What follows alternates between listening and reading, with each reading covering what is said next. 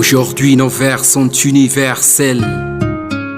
Pour qui notre amour est éternel, celles qui ont le sens de l'amour universel. Je vous parle d'elles, ces créatures à l'âme pure sans égale. Elles sont nos modèles et nos ailes. À nos yeux, c'est les plus belles. De nos yeux, elles restent la prunelle. Une mère, il n'y en aura pas deux, il n'y en a qu'une. Ko anji bini danki,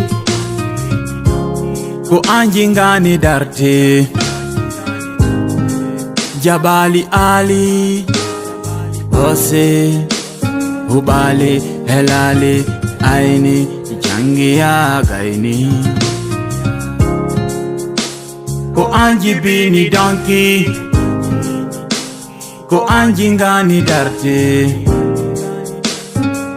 Jabali Ali, Ose, Hubali, Helali, Aini, Jangia Gaini. La prunelle de ses yeux d'où tu as essuyé des larmes. La plus belle, même le temps envieux respecte ton charme. Sois le miroir de ma femme afin que ma fille s'y voie. Mère, dans le noir tu es la flamme qui défie mon émoi. Femme de caractère, tu es ma première lettre, ma majuscule. Flegme légendaire, tu fais tout avec calcul. Je t'aime à la vie et la mort n'y pourra rien, car éternels sont nos liens. Tu m'as montré le chemin et m'as appris à me tenir droit. Dans la chaleur de tes bras, moi j'ai appris que le monde peut être froid. Yara manene, Yara majara. Yedube kandangabe, Yedube kandangabe. Bido yono dunene la bitati yara yejitale baba. Baitondu mako kani wokondung belgindotora. Ene yakata ko adetota na beda. Elles nous ont couvés mais jamais couvertes face à nos responsabilités. Avec elles, on a compris que le mensonge n'égale pas une petite vérité. Où qu'elle soit, une mère est une lumière. Nene Albarka, nga mbara inualisa, na iniki mbalikandi. Nene, ma vie et mon paradis c'est toi. Jamais je n'aimerai deux comme toi. Longue vie à nos moments de valeur. Pensée positive à ceux qui ont perdu la leur. Ko anji bini danki, ko anji ngani darte. Jabali Ali, Ose, Hubali, Helali, Aini, Jangia Gaini. Ko anji bini danki, ko anji ngani darte. Jabali Ali, Ose, Hubali, Helali, Aini, Jangia Dardi. Voilà la famille Aré. Vous avez promis la musique. Nous n'avons apprécié la musique complète. Voilà, c'est pourquoi nous avons une musique. Ça c'est votre honneur. Fi innugol be ne safi ina weltani be quoi en fait franchement ina weltani o modja hina seeda ko gidobe amen ha hatti haadi hala déjà on jentike ko musique on ko wowli ko der ton wona hammen fensitanan ko fe'iti hidon andi nene biddo hebatawa nene nene ma no wa'i wo ko nene ma ida inna o inna ton tunduma ko kani wo ko dum beljino to da ko ati wasa nene yakata ko haadi tutana biddo. Et puis quand il a dit Aziz, il be inna ma do, babe ma ko oda yeddotire, menene ma pellet ko goto. No andir don Allah ko goto, ko non fellitan tan kat nene men ko goto. Ndi hare mi do yidi nene ben ko aduna fop. Mi do yidi nene an jara. Sa nene ben fop. Film do, c'est que pour faire l'infamie de Jamaa, c'est une leçon. Leçon ko honno, c'est que ko innugol biddo gorko, an biddo gorko.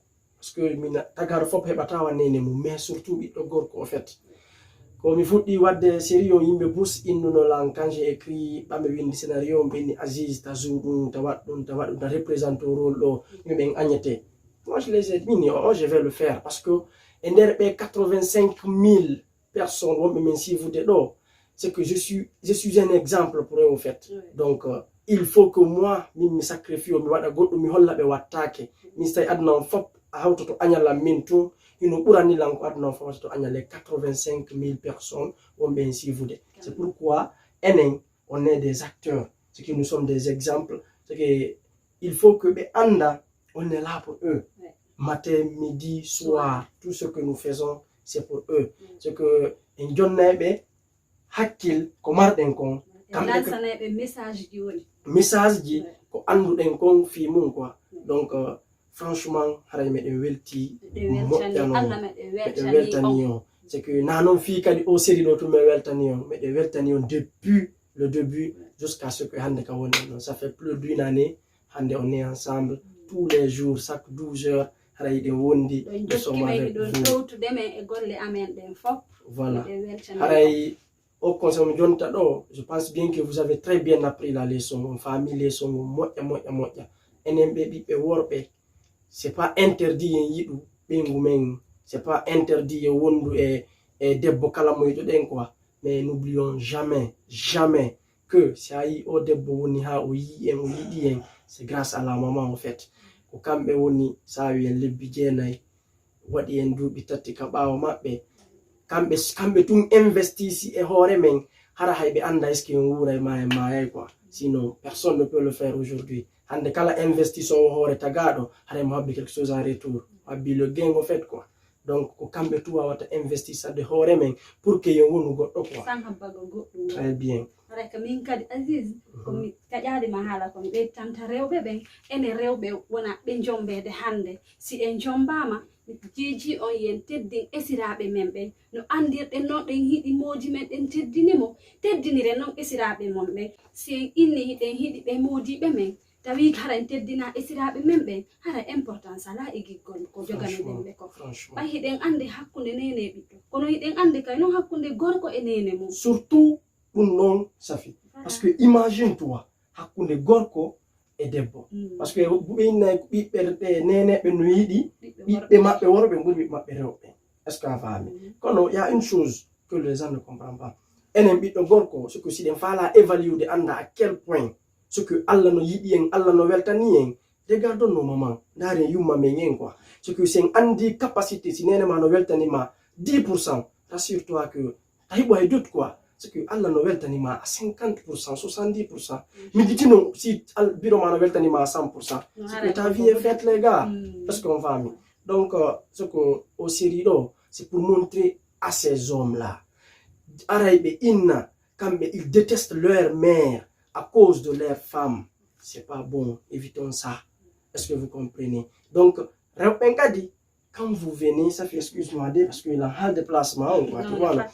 Reopen, il faut toujours savoir ce que c'est la fala andu de quoi honto Allah weltanima daru quoi honto modima weltanima parce que ben aljanna debbo ko de modima ko est-ce que famille kadi gorko quel que soit ko hebi wata hebi de biro mako est-ce que tu vois donc c'est que les deux choses là c'est que ça y va de pair quoi les gars est-ce qu'on va donc enen worbe ben teddine yuma meden andine en hebatawa mabbe onon kadi rewben teddine modibe mon ben andi non hebatawa mabbe.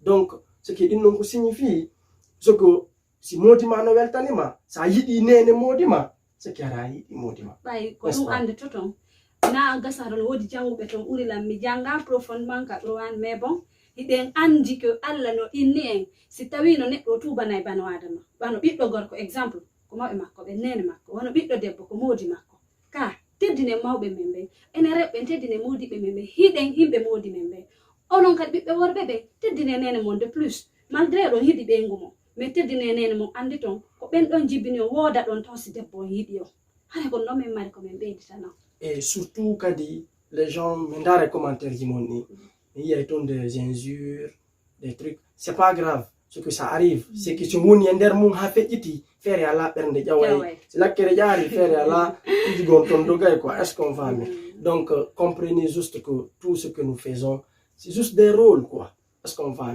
ça fait tout moi Aziz je suis là Douta elle est de l'autre côté et ma maman il faut m'appeler Malik, vous comprenez mais mon cas no mari comportement mo c'est que si mon cas jouer rôle mo no haniri non pourquoi yi don mais stay wada jouer rôle bon qui tay mo woni ton holde ton c'est affaire gentillesse ton donc ne pensez pas que on veste mo be watti don nder on rôle non ils sont comme ça non loin de tout ça mais andi ni buno anyi la parce que mi commentaire Aziz t'es maudit Aziz bureau ma okuda t'es foutu moi j'aime ma maman plus que tout au monde il y a pas une personne moi que j'aime plus que est-ce qu'on va mais donc c'est juste un exemple pour qu'il sache que ça ne se fait pas quoi est-ce qu'on va mais donc Douta, moi je vais vous dire à chaque fois je répète et je vais encore répéter c'est une gentille fille quoi est-ce qu'on va mais à chaque fois que tu l'appelles, elle répond présent. Donc, arrêtez de l'insulter dans les commentaires. Je vous dis, c'est une superbe actrice. Ça y est, mais c'est parce que sinon, il y a 1001 personnes actrices, vous savez. Mais à chaque fois, on dit, Douta, Binta, viens, et puis, tout le monde vous voyez, mais on vous appelle. On est ensemble, c'est la famille. On vous promet. C'est fini. Je sais que vous allez m'aimer parce que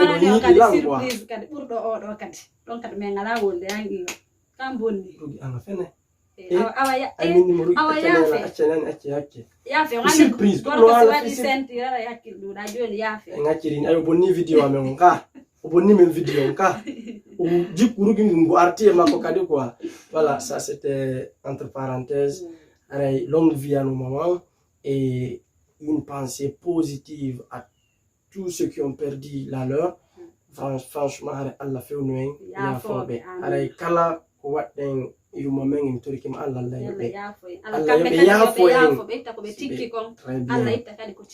voilà onon kadi worɓe yawi ɓe modiɓe mumen Allah yaafo amina modiɓe amen ɓen tikke yande ko tikkuɗon men tuubi mi safiyat tuubani fof voilà ara min kadi mi tuubani worɓe fof voilà merci la famille on est ensemble on vous aime beaucoup big prochaine série aroɗo ça va être de quoi kerim fini bye bye Dimi yenya mi accatalan ɗo